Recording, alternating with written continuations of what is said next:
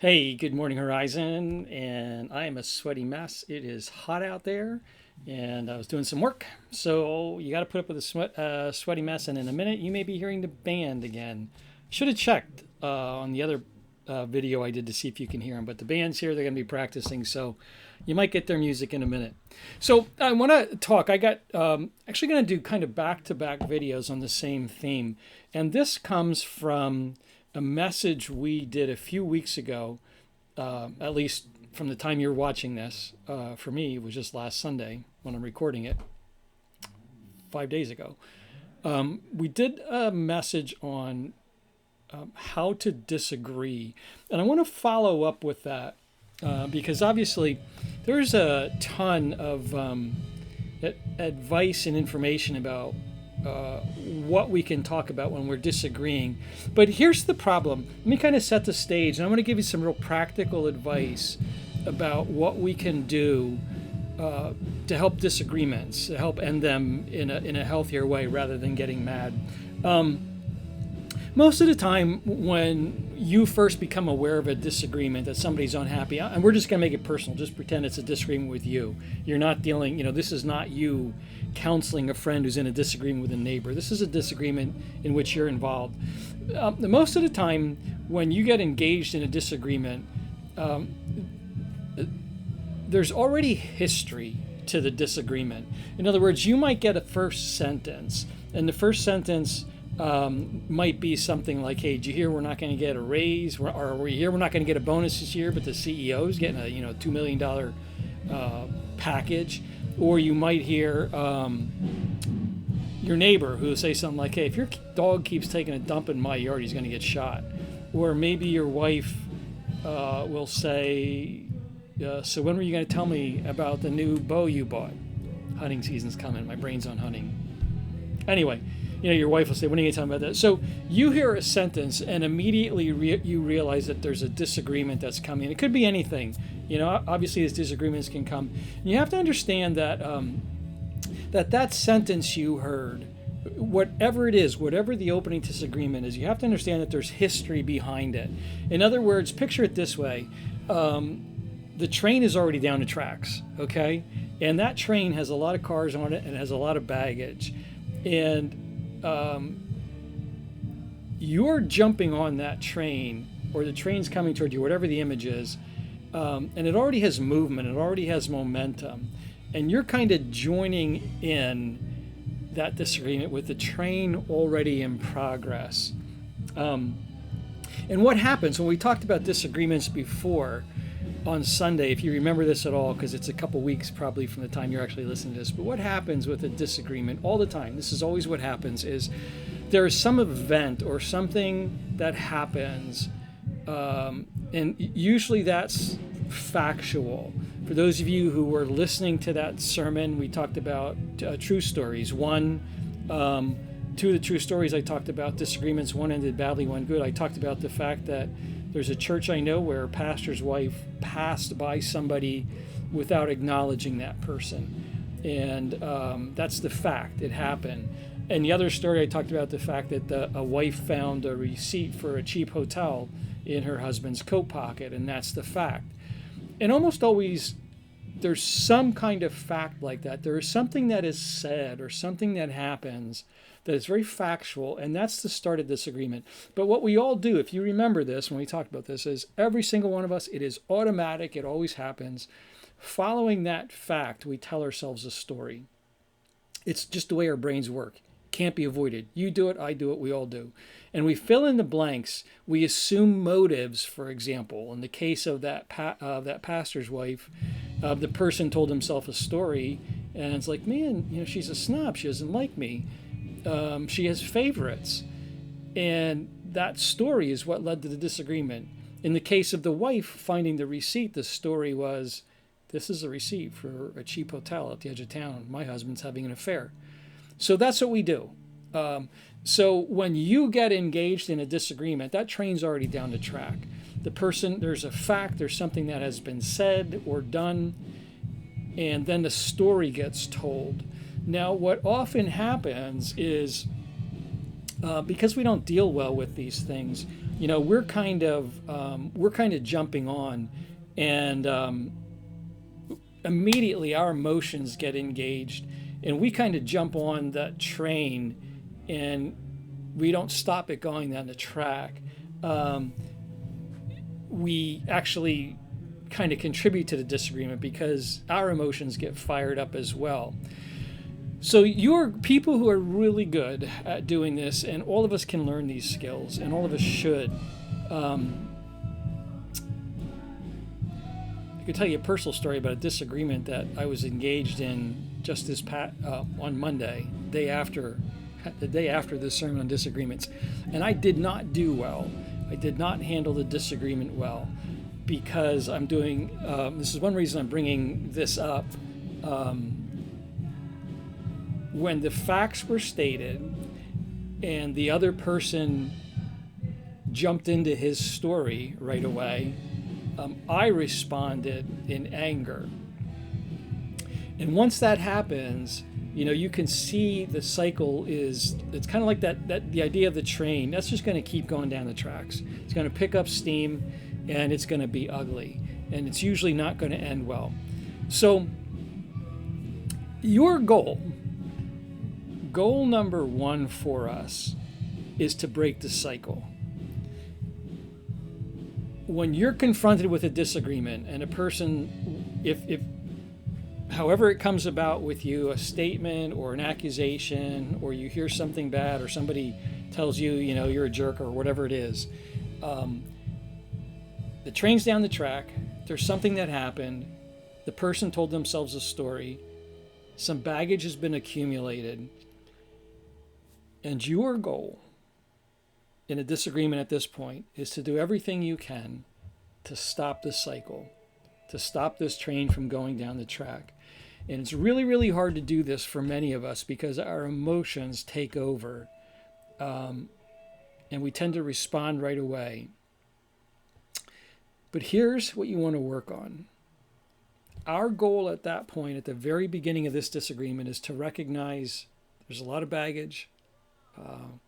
A lot of stories have been told by that person.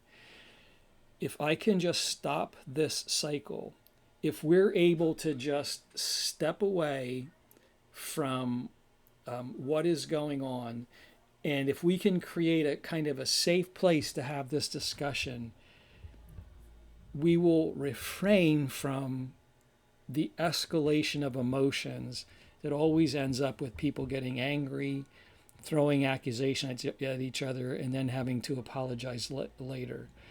So your number one goal is to break the cycle.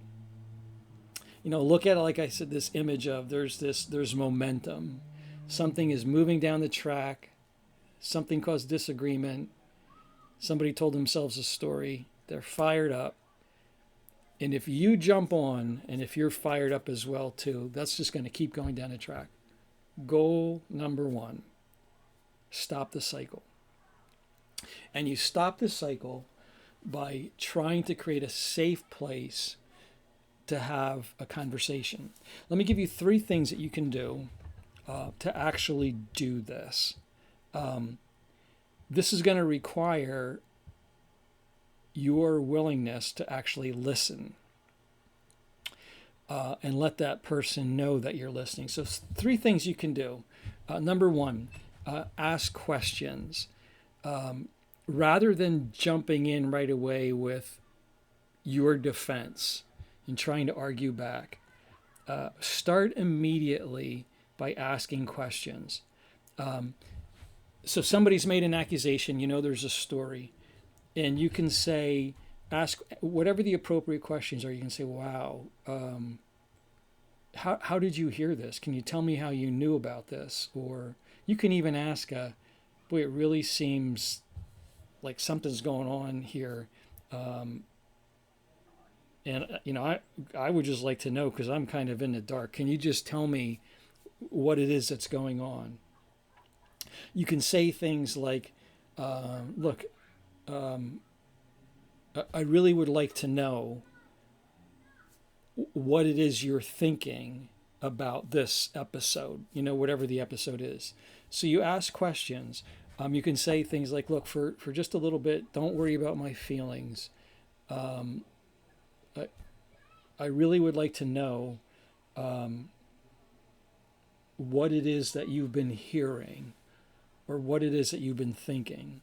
So, goal number one, actually, I should say this: the only goal you have at this point is to stop the cycle. And option number one for you is to ask questions. That wow, what is going on? Can you tell me what you heard? I really would like to know what your interpretation is, what you're thinking about this. So ask questions. And when you do that immediately, always, when you ask questions, rather than getting defensive, the temperature goes down. And it tells that other person that you're genuinely interested in knowing what is happening in their hearts. And it gives an opportunity to start telling the story that they have. So, number one, in creating kind of this safe space and breaking the cycle, number one, ask questions. Option number two is to mirror what is happening. In other words, you're going to function exactly like a mirror and help this person understand what it is that you're seeing. So this is often very effective in a situation where, if you're having a Pennsylvania Dutch fight, for example, somebody is ticked off, but you ask the obvious question, in how many marriages does this conversation happen? Hey, hon, what are you angry about? I'm fine. That answer you get when all is not well, the I'm fine answer. One of the most effective ways for a person to break the cycle and to create a safe space is to function like a mirror. You're going to hold up a mirror and help that person understand and see that all is not well, and we know it's not well. So you can say something like, wow, you really don't look like you're fine. I mean, you kind of look like you're angry to me. So do you mind telling me what you're angry about? Or a simple question like, you really seem upset to me, and that concerns me. I'm wondering what my role is in this. Or,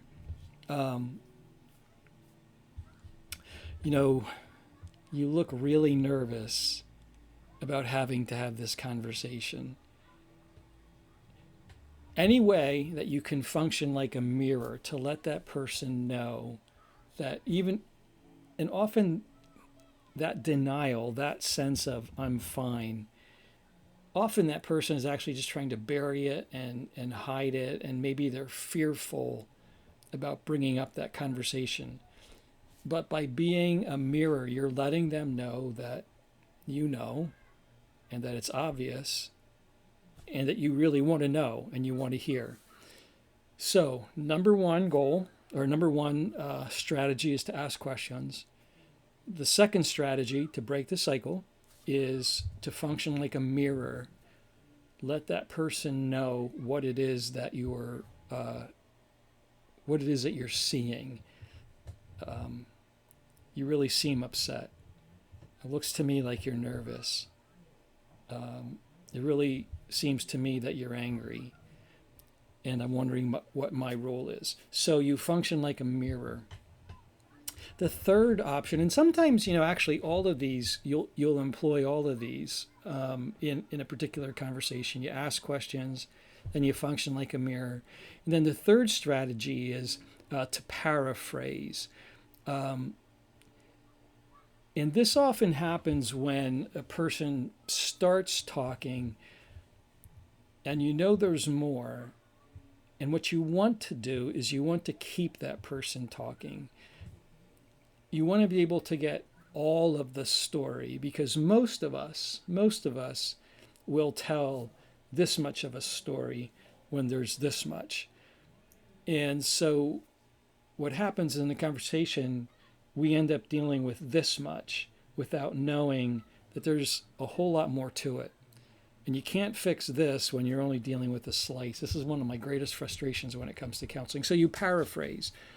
A person has started talking. They've said some things, and you come back with trying to tell that person. So here's what I'm understanding. So you will, in your own words, you'll say, so hon, if I understand right, you're upset because you feel like I'm controlling you when I asked, do you think that skirt is too short? Or you might say, hey, now let me know if I'm right here. You're angry because you feel like I cheated you out of some vacation time. You feel like last year I got the preference, and here I am again making reservations without asking you for your preference. So you feel like I'm cheating out of vacation. So whatever it is, you paraphrase what you're hearing. That requires that you're listening and you're saying the facts. Now, your goal when you do this is obviously to remain calm. You are not throwing the person's their words back at them. Your goal, remember, is to make a safe place, to break the cycle. You're letting that person know that you understand and that your goal is to understand. Most of the time, with many of these disagreements, people just want to be understood. They want to know that you're hearing their concerns. So your goal, now what we're going to do tomorrow, part 2 of this, is we're going to go further and talk about what do you do when you are actually having a conversation in which you're going to disagree. How do you deal with that? How do you keep a person talking? How do you resolve it when there's something you're going to disagree about? But your goal, remember, when this gets started, something has happened. A person told himself or herself a story, and that's already moving down the tracks. And if you jump on, it's just going to create an ugly mess. So goal number 1 for us is to stop the cycle. We can do that by asking questions, by mirroring, letting that person know that, well, you say you're fine, but you look angry to me, and I'm wondering what my role is in that. Mirroring, and then thirdly, paraphrasing. In your own words, calmly, not throwing their words back at them, but in your own words, say, if I understand right, this is what I'm hearing. You let that person know that you're understood. Now, hopefully, what will occur if you do this well, it takes practice, and this is obviously real simple stuff. It's hard in the heat of the moment. But what will happen is you've stopped the cycle, you've heard that person's story, and you now know what it is that person believes is going on there. And you've created a safe space, and the temperature has gone down. So you're actually having a conversation. Now, tomorrow we'll pick up on this, and we're going to go a little bit further and talk about what do you do in the conversation when you're going to talk about something you actually disagree about. And we'll talk about that tomorrow. But for today, hopefully, it's helped you to understand that when it comes to disagreements, really what you need to do is create a safe space where you can have the disagreement in a healthy way. And so often in my life, I wish that I had done better at this, but it's doable. And when I've succeeded at it, whether I'm the one who is practicing these skills, or whether somebody's done it for me, when that happens, temperature goes down, and we have a much healthier discussion and disagreement, even if in the end we both realize, we're never going to be on the same page with this one. It's a lot healthier, a lot more respect is earned mutually in this. So, tune in tomorrow, same bat time, same bat channel, and we'll talk a little bit more about how to actually have a conversation when you're disagreeing about something. So let me pray for you guys today, and then we'll get on with our day, okay? God, thank you for the opportunity that we have to connect, even if we're doing it digitally and even at different times. God, thank you for the fact that, I mean, even you gave your word to us over a lot of years, a lot of different authors, and yet, God, your word is still powerful to this day when we read it. So thank you, God, that we can engage in the same kind of thing, that we can think about issues and grow in this way. God, one of the most painful things in life for us is disagreements. It's ended relationships at times, ruined families. Sometimes, God, we get hurt and damaged by disagreements that go badly. So, God, I pray that because of our interest in following you and doing that in a healthy way, in a godly way, I pray, God, that you'll help us to disagree in a healthy and a godly way. God, thank you. Thank you so much for the people who are engaged in listening. I pray, God, again, one more time, for the people who are struggling in just so many different ways during this particular time. I pray, God, that you be comforting them, giving them hope and courage. And I pray this in Jesus' name. Amen. Alrighty, well, I do love you all. And I hope you guys have a good day. And I'll probably see you in a couple days, I think, from the time you watch this. Look forward to seeing you live again. Take care.